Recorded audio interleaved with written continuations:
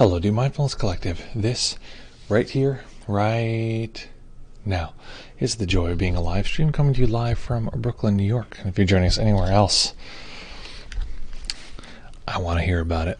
Folks, I'm tangled. Lovely, as always, to see you here.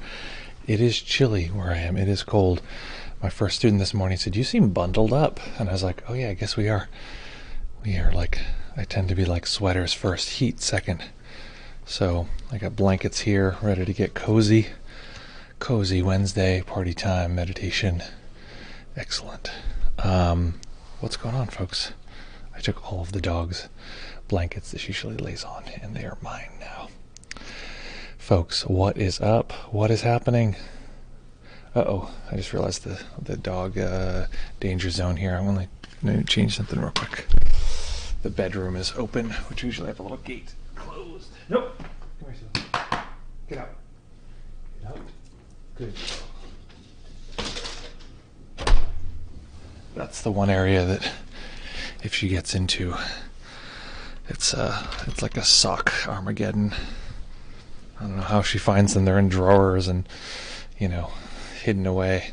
And yet somehow she comes out of there with dozens of socks. And then stashes them like a little muskrat. So what's up, folks? Where are folks joining us from?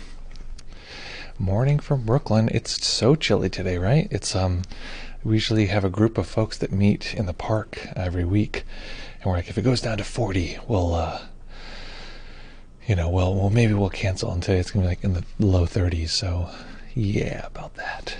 I'm also supposed to go to a dance party in the park today. And we'll see if that's happening. Very chilly today. But I guess that'll mean I'll have to just get more groovy. Nick, partying from Karlstad, Sweden. We're having an almost summer-like weather. Yeah, I have a student who's in Spain this morning who was telling me that it's warm and lovely. Maybe France. Almost summertime weather, November, I know. It's a little disconcerting, but it is what it is right now. Where else are folks joining us from? Nick, hopefully you're getting a little bit of outdoor time. All I ever hear about you is in the box, traveling home on the train, or you're in a particular place. I guess that's how it is if you want to watch a live stream, but let me know if folks are enjoying the lovely outdoors. Not quite so lovely here. But a little dread sort of creeping in about like what the winter is going to be like, because New York already feels very isolated in the winters in general, and so now I'm curious if that's the case. 2020 CL, hello from UK. I was talking to our new art director for our new company is located in London, and I was joking that I think that all of our UK students are in London. So, welcome. Great to see you here. Where are you in the UK? You've told me this before. I know we have our friend in Sheffield. I'm spacing right now. I'm like flipping through every single name. I'm kind of curious where you are. That's what I do at this hour, usually, living in a box, or several, exactly. Well, hopefully you're getting at least a little bit of the sunshine, the Sweden sunshine. Lewis, God, how did I forget that? I was like something with an S. I'll be like, oh, it's the person whose name starts with an S, and I'll be like somewhere in their name. London, actually, too. Oh my God! So it proves my point that there is only one location in the UK. Excellent. Okay, folks. So we're going to be meditating today. Today's theme that I wanted to get into. Welcome, Denny. Welcome from Uptown, New York, I believe. Harlem area. Theme I wanted to talk about today was an extension of our last group. So last time we talked about non-self and self and that experience.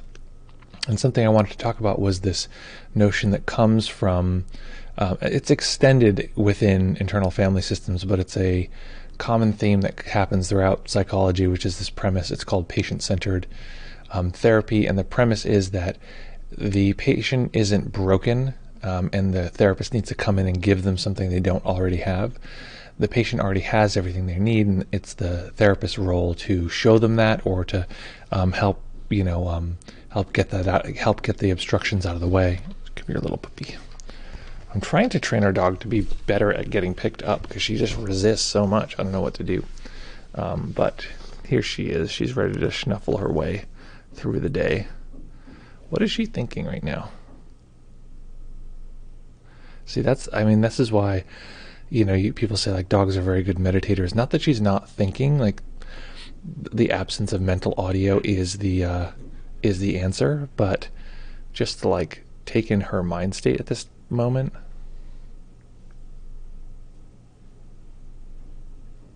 It's very straightforward. There's an incredible simplicity to what it seems like from our perspective her mind state is. It's just this sort of raw perceiving experience.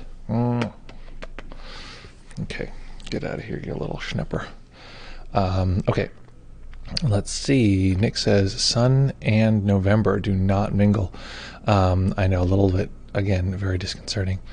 Jean, Kiki from Maxi is here. Welcome. Nice to see you here, Kiki from Maxi. Okay, so we're extending this theme around the self having everything that it needs within it.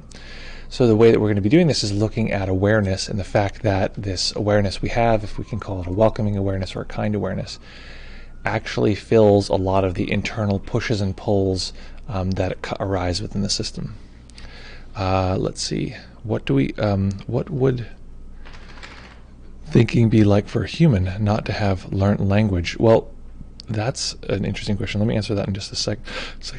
She's thinking, why is he almost always staring at this square?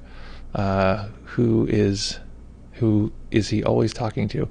I mean, I think it's more on the like Charlie Brown side, where it's just like wah wah wah wah wah wah, and then occasionally like some word will trigger her attention because she's gotten food so many times during that thing. But I think she's very soft, zen, sort of observing the experience.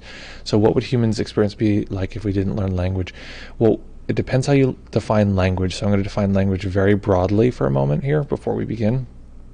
My read on this, and this comes from like post-structuralism and deconstructivism, is language is the mind's tendency to divide and package the world into concepts that we then label this thing or that thing, but it's the packaging of the concepts which is important. The label or the word tree, etc., is a sign of the package. The package is always amorphous. It's like exactly what is a tree, exactly whatever, but we have a sort of general thing we're sort of pointing to. So what I think is the question is, what would it be like if we never learned to divide the world into various little pieces? And then labeling those pieces, I think, reinforces that. I think that the ability to move between those two ways of relating to the world, dualism and non-dualism, that's, there we have the whole breadth of the entire practice, is to experience the world as one thing undifferentiated with no inside or outside, and to experience the world as a series of objects that we navigate and negotiate in the world. So that's exactly what we're doing.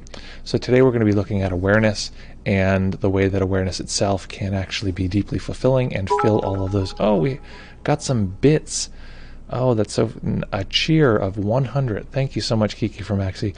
I still am very naive to this platform, and somebody does a cheer, and I'm like, it's so great. I don't know what that did. I think one time we got we got a check from Twitch, but I actually don't even know. I have to look back and see if they've ever paid us anything. Curious. Thank you so much. Very nice, very kind of you. I do know that I'm trying to get someone to work with us to like help gussy up our stream, because I see other people's streams and they're so fancy and like have all these bells and whistles. So we're looking into that right now. Beep up, beep up. So what's the point here? Let's meditate, folks. Finding a nice, comfortable position that you can maintain for the duration of the sit. We do this by arranging the body well, so finding a balance point. So sitting so that the knees are lower than the hips. As small of a detail as that sounds, it's quite important. However, we're sitting on a cushion or on a chair. knees lower than hips. Finding a nice balance point through the tailbone all the way to the crown of the head.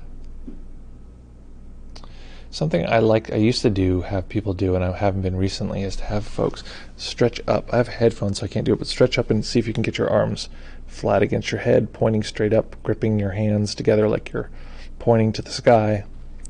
Stretch the shoulders back so that the hands themselves are moving back, elbows to ears sort of thing. And then let your arms fall at like a T shape, straight out and then down. So this is aligning the upper back and spine, and then eventually letting your hands rest wherever they'd like. And this gives the shoulders a little bit of a pull back on their own naturally. In fact, since we're doing this little yogic thing, let's stretch up through the crown of the head, elongating from the tailbone, extending through the crown of the head. And then releasing all the muscles which are holding the neck and spine long, and finding a balance point there between the tailbone and top of the head.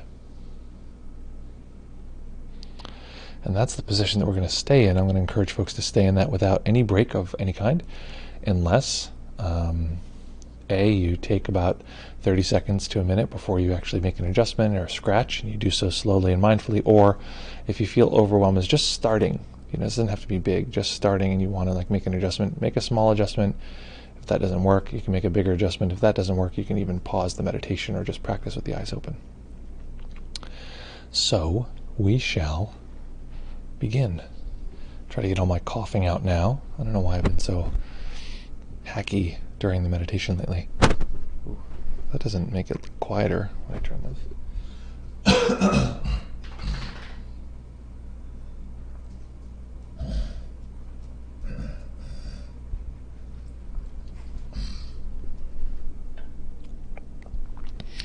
Puppy wants attention. I wish there was like a little puppy cam here, because Puppy's so cute, and Puppy comes into view, and Puppy wants to be here. Puppy, we're going to meditate now, okay? Do you understand meditation, group meditation on a live stream broadcast on twitch.tv? Do you understand that? If there was danger, could you alert someone and tell them there's a live stream happening on twitch.tv/deepmindfulness and they need to come rescue us? Okay, good. Just keep that in mind. And if anything goes wrong, just tell them that's where we are. Good girl. Okay. Find that nice comfortable position, and when you're ready, we will begin.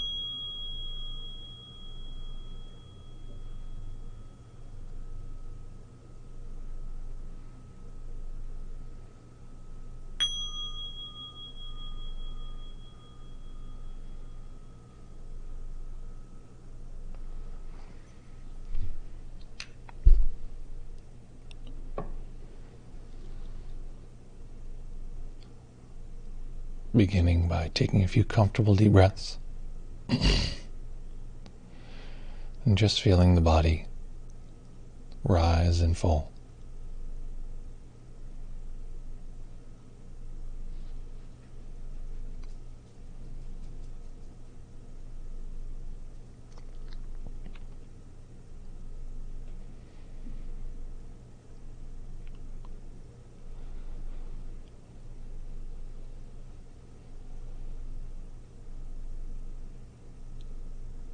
Each time we begin a meditation, we come in contact with the momentum of all the previous moments.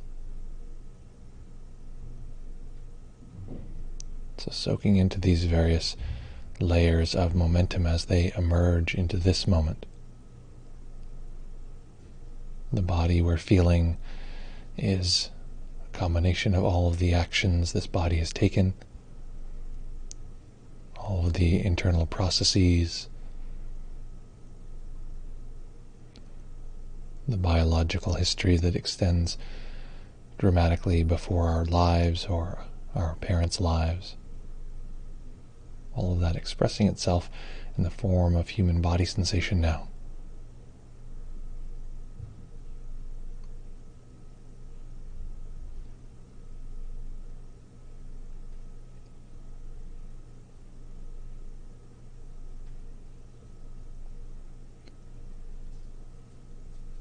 And the mind that is present at this moment is in response to the way the mind has experienced the world leading up to this moment. So if the mind is very active, bouncing around from distraction to distraction, or if the mind is sleepy or foggy,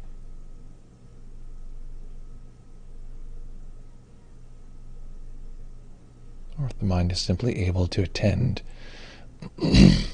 to all of the body's sensations easily without great effort.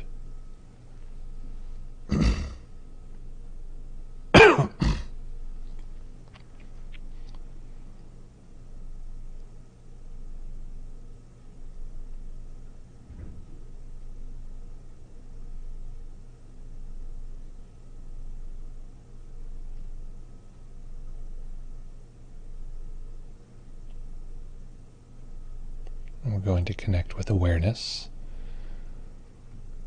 And the way we'll do that in this moment is to get an overall sense of the body's experience, not any particular sensation.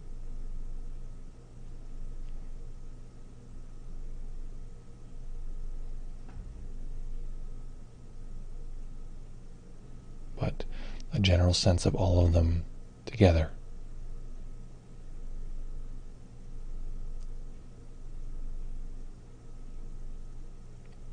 We may find this is easier to do as though we're observing from our periphery rather than from the center. We're not zooming in.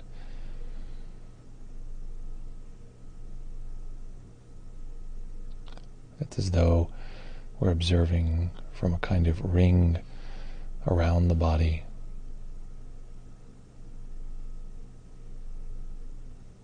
As though the outer edge of awareness is looking back at the experience of the body.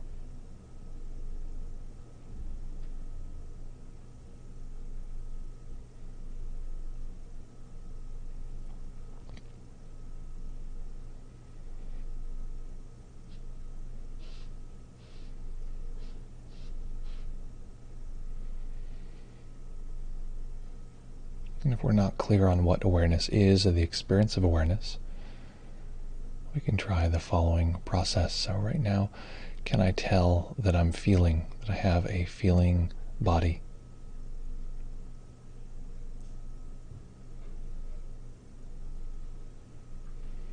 And the answer is likely fairly straightforward. Yes, I can tell.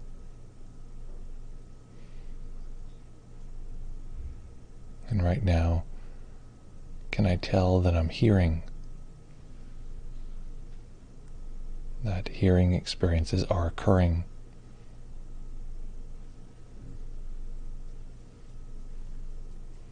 Again, it's likely fairly straightforward.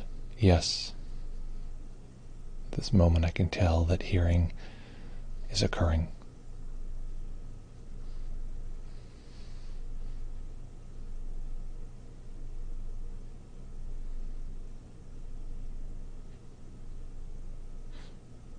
And right now, can I tell that even if the eyes are closed, that I'm seeing? Perhaps the darkness of closed eyes. If the eyes are open and resting on a single point, the general seeing experience. Can I tell?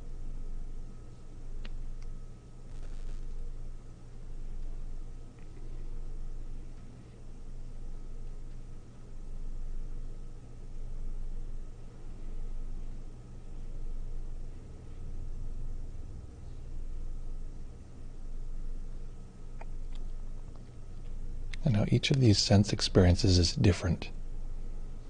Each one has its own unique quality.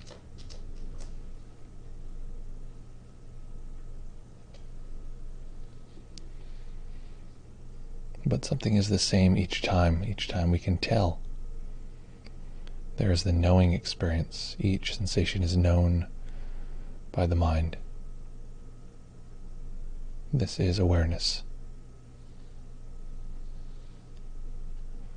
So as we go back to simply knowing the body's experience, connecting with this knowing aspect, it is known.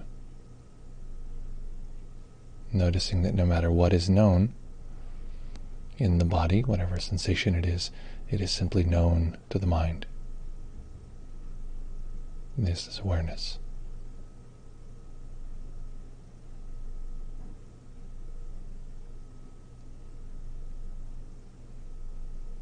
We may also notice that this knowing, this awareness, doesn't need anything to be different.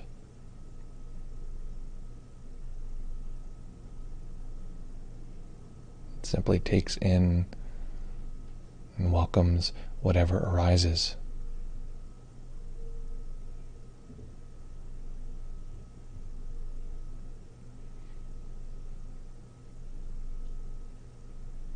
So while we may want this particular moment to be different,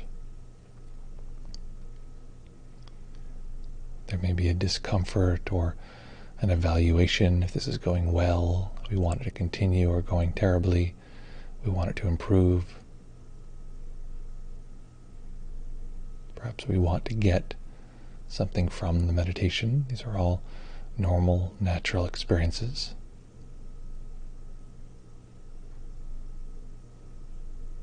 But notice that the awareness doesn't want or need any of these things. It simply knows the experience.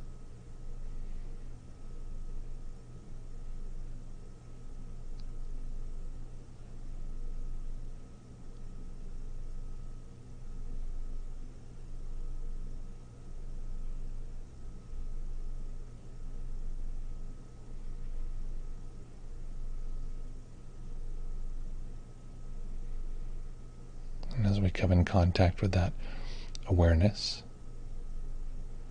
this simple, very light knowing of our experience, it doesn't need anything to be different.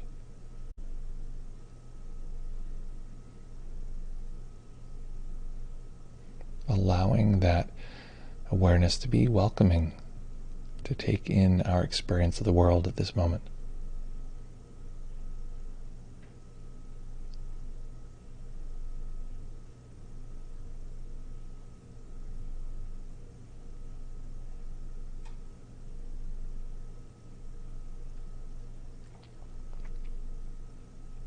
As though this soft awareness had a kind of buoyancy. It touches our sensory experience and lifts it into our consciousness. A kind of friendly gravity pulling experience towards awareness.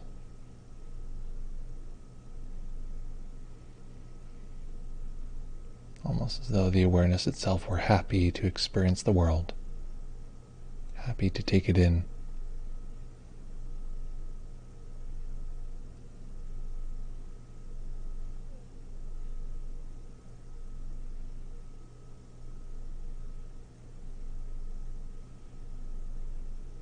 You may or may not experience any of these details, but just contacting awareness.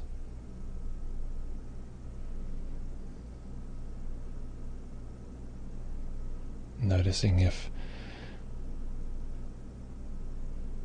at this moment we want something, or some part of us wants something to be different.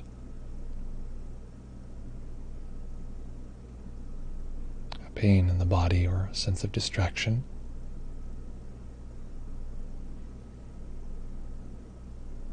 The sound or the frequency of my voice sounds grating or annoying. Some part of the system wanting something to be different or disliking, and knowing and finding the way this awareness doesn't need anything to be different.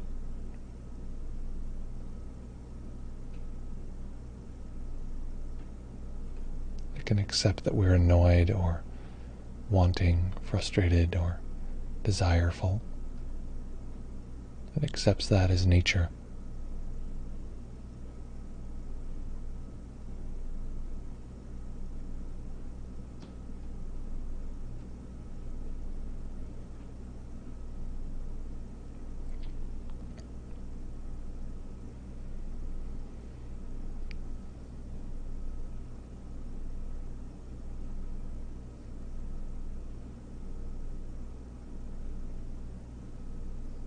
And what if this awareness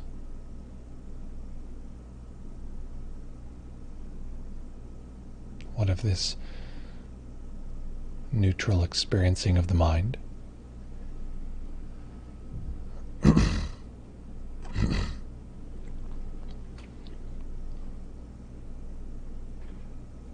what if this was me, the true me?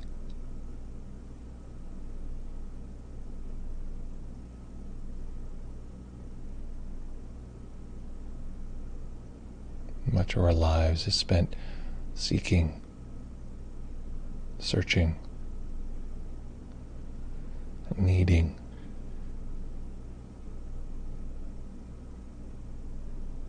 What if the thing that we needed all this time was this awareness, this neutral experiencing?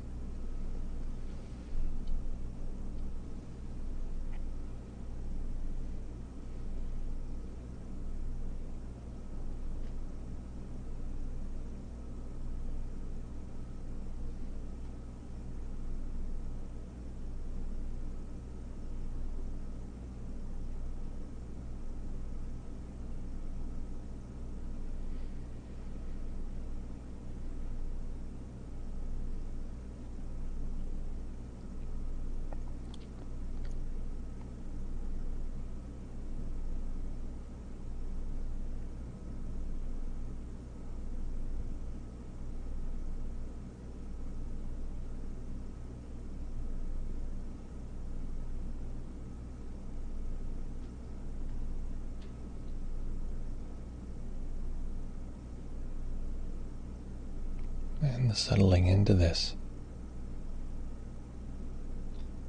not needing to force ourselves into identifying, but settling into this awareness as a kind of home.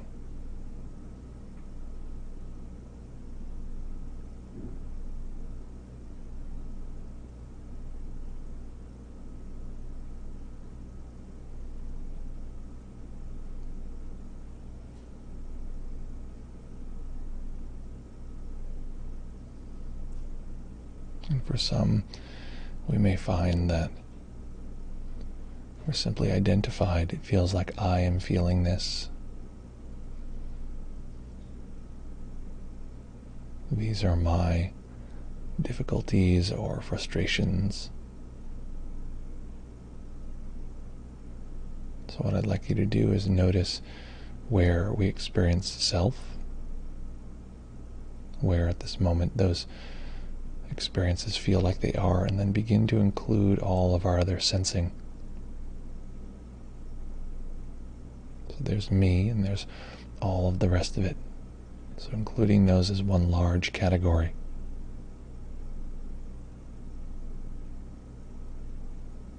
Noticing if identification or the sense of me, the world happening to a self, shifts as awareness comes online.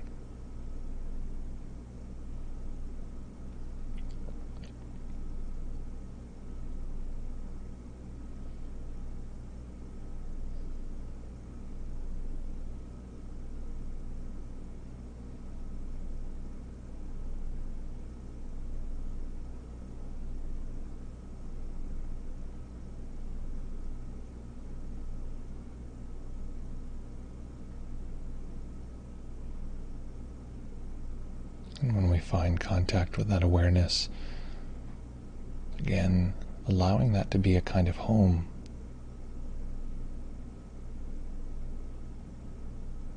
perhaps the place that we've been seeking all along.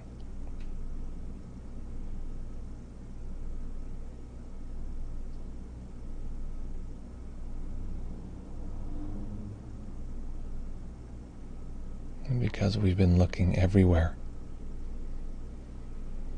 in all of these places in our lives, for a place to finally rest, if we just achieve X, Y, or Z,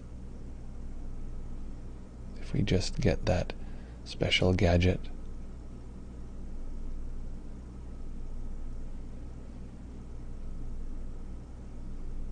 if we're just perceived by this or that group in a certain way, we'll finally be able to rest.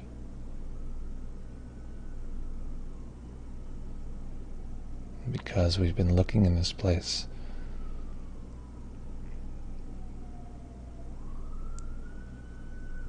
if we found the place that truly is a refuge, a place to rest, we might miss it.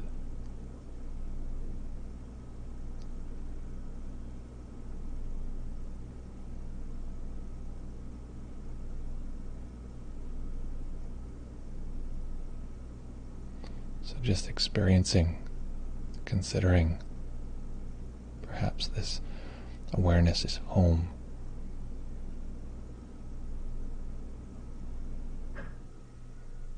What if I could rely on this?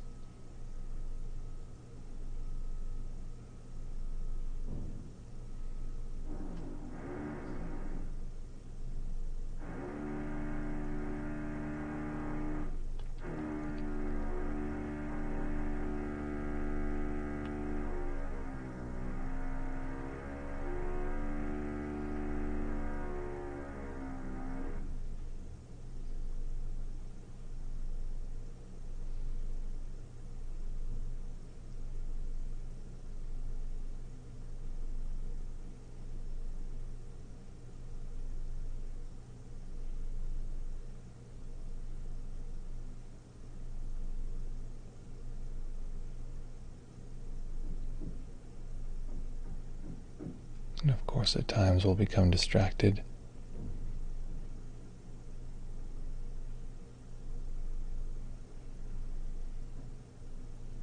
So simply reconnecting with this kind awareness.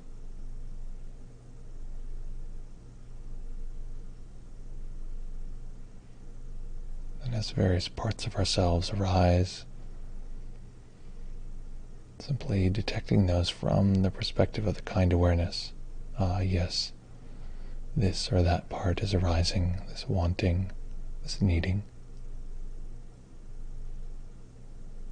Recognizing it as natural, not a problem.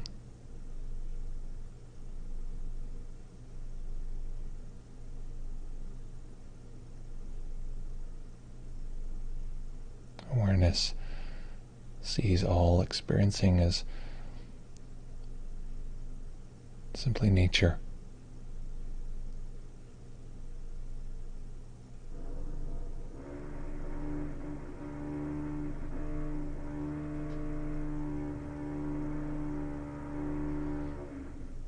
Part of us struggles to do this.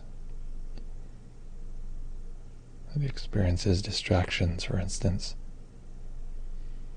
as an offense.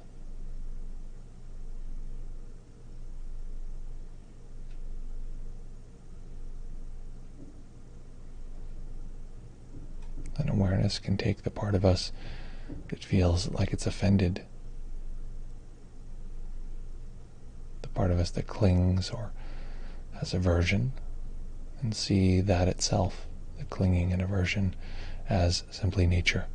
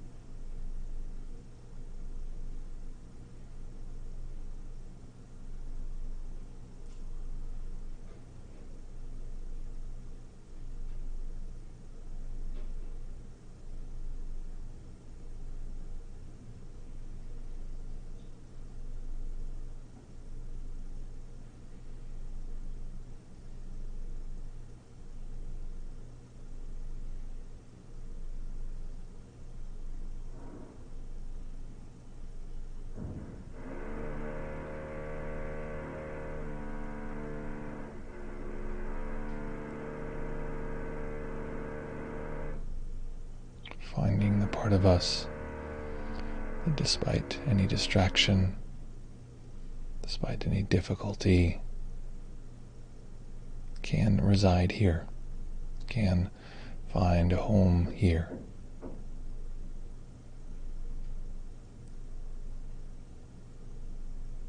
And if we can, recognizing it's not just a place we can visit, it's our truest self.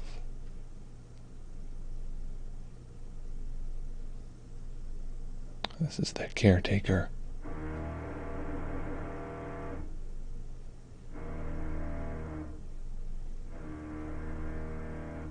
This is what's sometimes called Buddha nature. This is our nature.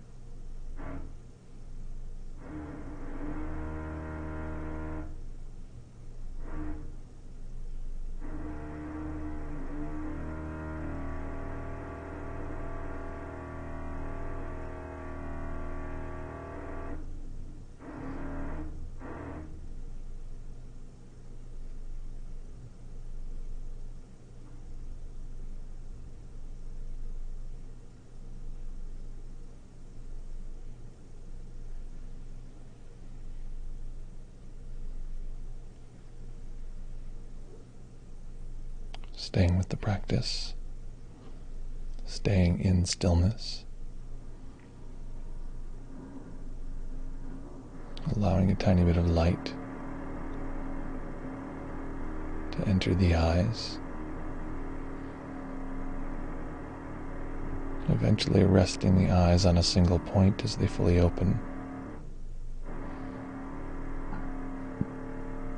Again, we won't end the practice until the bell goes silent. Bringing in all of this experiencing, the seeing experience. Perhaps the body preparing to move as we reach closer to the end of the practice. The mind thinking it needs to come online and be more active.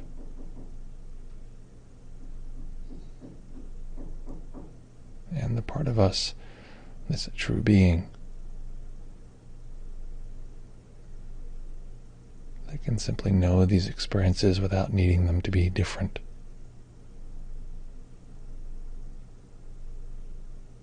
And for a moment appreciating this home, this stable self, this unlimited resource.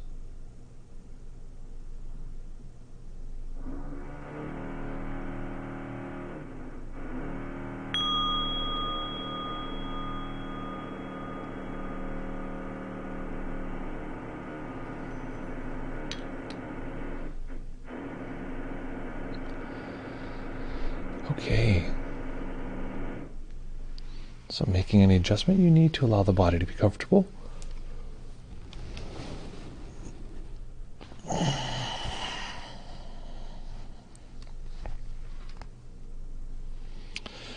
What was that experience like? What happened and what do you like now? I had this thought at the very last second, right when the bell was ringing, as soon as I went quiet, I thought to myself, is this a beginner's live stream or is this an advanced live stream?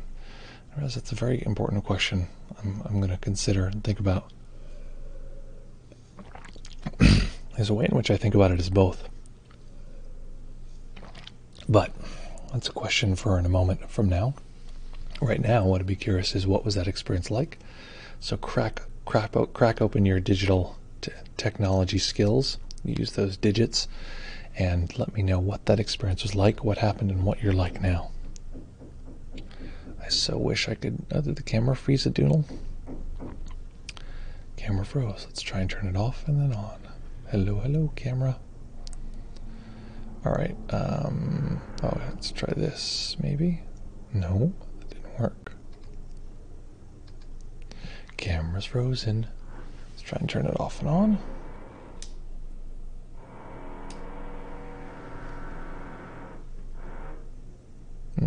Nope, nothing. What's happening with my cam? Let's try to turn the camera off. On. on. I think I know it'll fix it, but I don't want to have to get up to do it. Okay, let's try something else real quick.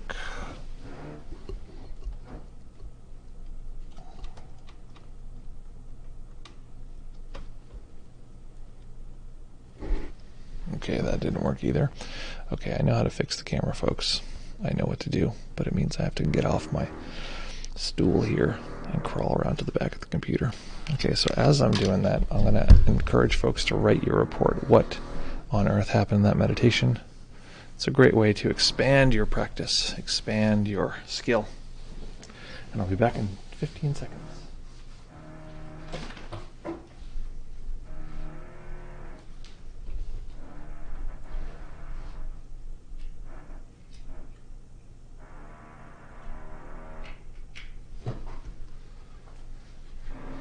Okay, this is 16 seconds, 17 seconds.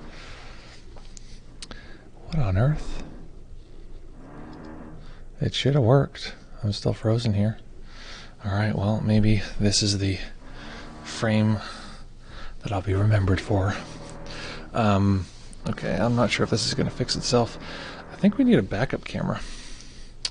That's what I think. You know, let me see if this other camera is even a plausible source. Video source, video capture. It's so wide angled though. Add source, no. Add existing, no. Add source. Why, you know? Okay, I don't know how to do this. Anyway, I'll figure it out. It's not the biggest deal in the world if I'm frozen here. Why? Okay, we got a report here from Denny. I want this to work, but it's only adding the one camera, and I have other cameras plugged in, so I don't understand why it's video source.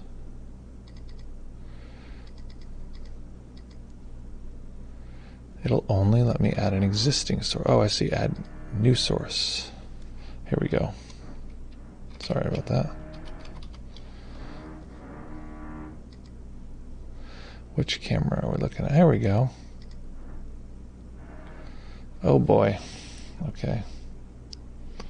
This is, now you get a totally different view of my life. This camera, so this is going to be a weird view, I'll tell you that.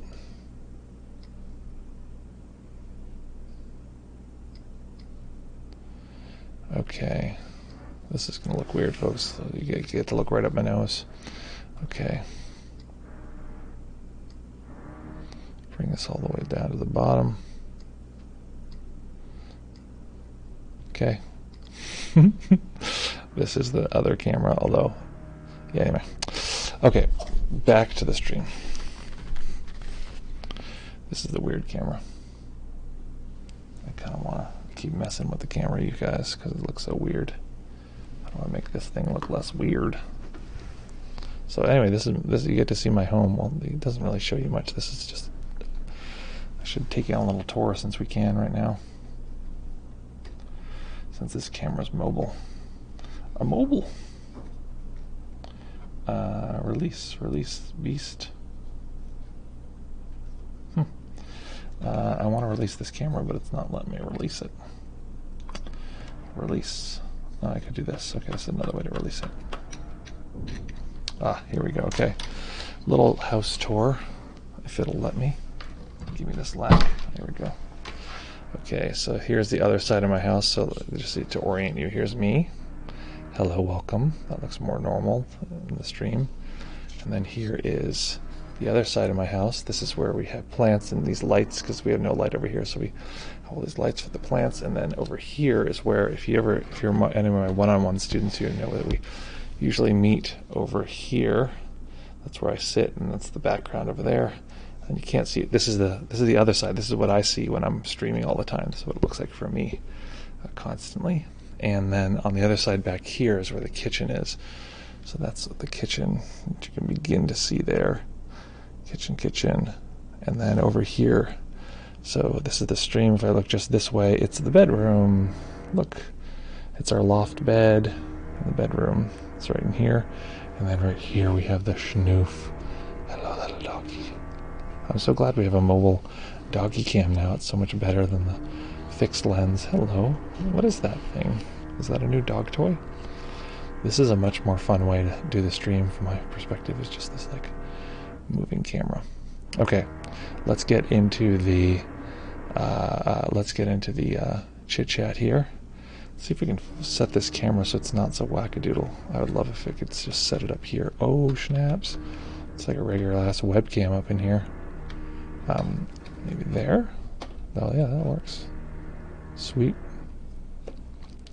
Sweet, sweet. I think it's a little wobbly, and there's this cord right in my face. That's fine for now. Okay, let's get to these chats. Chat it up. Okay, sorry. One more thing. Okay, great. I'm going to have the computer read this because I just want to. Here we go. Computer reading your comment. I've been facing a lot of self-judgment in my practice lately. I seem to have this expectation that comes out of nowhere regarding how a meditation is supposed to feel like. I am able to note the feeling whenever it comes up and feel it in the body, which I am happy with. That's great. Okay, well, great clarity, first of all. Okay, now that this thing is... Man, I'm sure you guys are really enjoying me, like just like sitting here and like managing every little piece of the stream. Okay, that's just too bright. Great clarity. There's judgment as to how the practice is supposed to look, what it's supposed to be like, and noticing the judging and not trying to make it different. The system's going to judge. It's going to judge you. It's going to judge the practice. It's going to judge all these different things.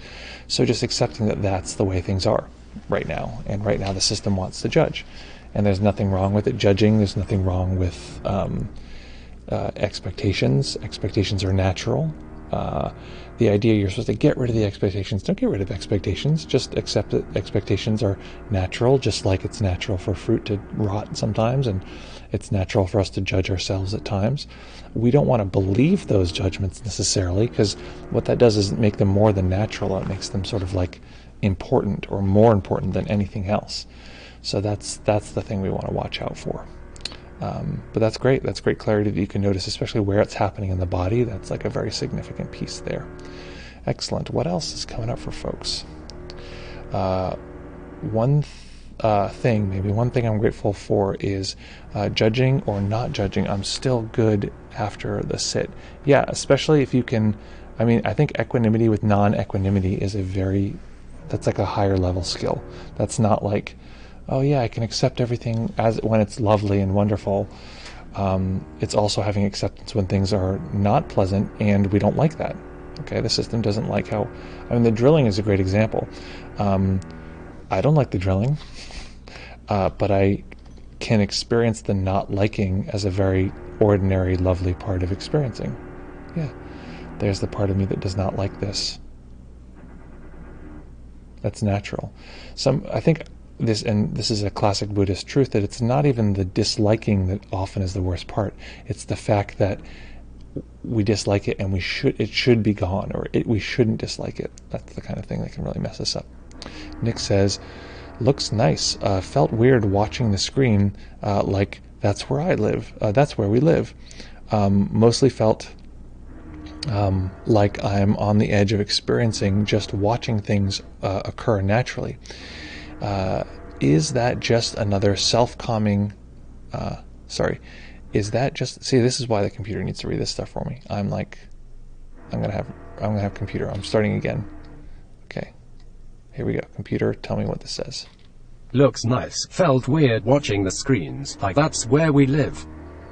Mostly felt like I'm on the edge of experience just watching things occur neutrally. Is that just another self claiming to be the awareness, like some superior self apart from experience? Isn't it problematic to identify with awareness in some sense, or maybe just overanalyzing?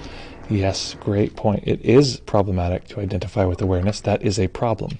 But it's one of the least problematic places to identify that exists. And since we are going to tend to identify, since identification is part of the nature of, being a human, it is natural to identify at times. It is skillful to place that identification in its least harmful sort of posture, let's say. Doggy wants to play. I gotta get a constant doggy. Okay, you can see the doggy now. She's always right here. She's often right here, and sometimes during the stream she'll come and bite my hand and like, and you can never see her. But now this is so sweet. She's on the screen. That's so sweet. She just comes here and she wants to play. So beep up is experiencing, analyzing. Yes. So we're talking about something that's not just pure deconstructive meditation. It's using the selfing experiences to realign using the selfing tendency and realigning it with awareness in order to get the juice from awareness. And in the multiple self model, in internal family systems, the awareness is actually a kind of home and a resource that we can pull massive amounts of fulfillment and freedom and peace from. So that's to identify that as me is very empowering, because from a psychological perspective, we're not trying to get rid of the experience of me. We're trying to get a very solid, coherent, cohesive ego that we can rely on in order to navigate the world and live a human life. When we're talking about ego deconstruction, using awareness as the place where we sort of seat the ego intentionally is very useful, because there's very little space for identification there. So when you say, you asked about an identification, just another one is calming awareness. So you can tell if one of the easiest ways to tell if you're experiencing awareness or experiencing a sub self or something that is not awareness is if there is a need there. So awareness can do whatever. It can experience what's happening. It can notice it. It can sort of observe what's occurring, but it doesn't need things to be different. There's in internal family systems, there's something called self-like parts that are similar to that, but they're not quite that. And they do actually have a need, and they're exerting themselves, and they have some need that needs to be filled. So it's a helpful way. Is there a need present? If not, then we know that it points us back to awareness. Jean says, "Oh wait, I want to pocket something here. This is something I want to remember in terms of guidance, because if I build guidances, it's important to remember this first. Teaching people to experience sensations and then all the surrounding sensations is a great foundation." Sorry, I want to pin this. So, support staff here. This is something important even for myself. So, this is how I might want to build people into sort of learning into the multiple self model and learning how to connect with awareness. So first, potentially teaching people how to notice a sensation and then notice all the other sensations as a way to build awareness. You notice a sensation, you notice all the surrounding sensations. You notice a sensation, you notice all the surrounding sensations. So that an isolated experience will show you the rest of the pie. That's a very good way, if you can train yourself to do that, so when you feel identification, it's actually a path right back to awareness. Because it's isolated, it's separated, and you say, well, separated from what? And then the system opens up to this larger experience, and you're back at awareness. So even alienation is actually a path back to awareness. So I want to just make a note for myself there, because I think that's a really it's a skillful way to guide this stuff. All right, here we go. I want to hear what Jean has to say. Computer, hit me. I enjoyed today's meditation. I did get distracted at one point. I was thinking about what you said beforehand about the patient has everything they need.